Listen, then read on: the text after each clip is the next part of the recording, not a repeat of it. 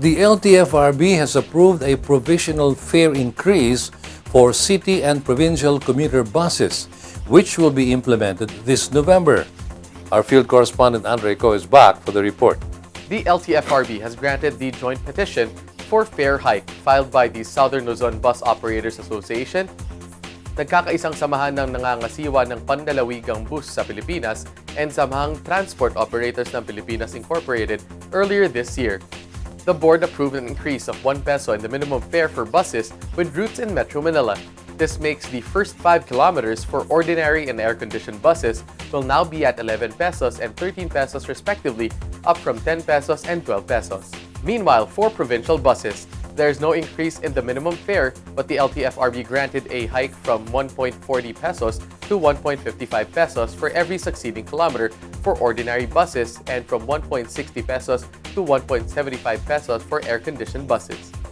So far as the bus is concerned, we also have granted a provisional increase of 15 centavos per kilometer for the provincial bus operators, but we did not grant the 2 pesos fare hike for the first 5 kilometers. The LTFRB said they granted the petitioner's request due to the rising prices of fuel and because the last fare increase for public utility buses was in March 2011.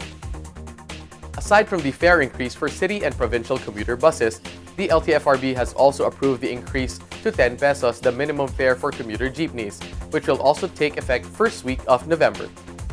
As the jeepney is concerned, we already have approved a fare hike of 1 peso for the first 4 kilometers, but we did not grant the prayer for additional 1 peso for every succeeding kilometer after the first 4 kilometers.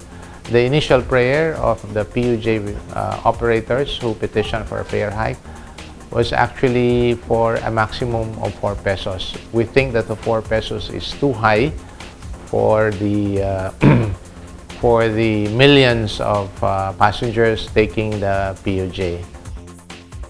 NEDA has warned the LTFRB that the increase might slightly push the country's annual inflation rate for the rest of the year.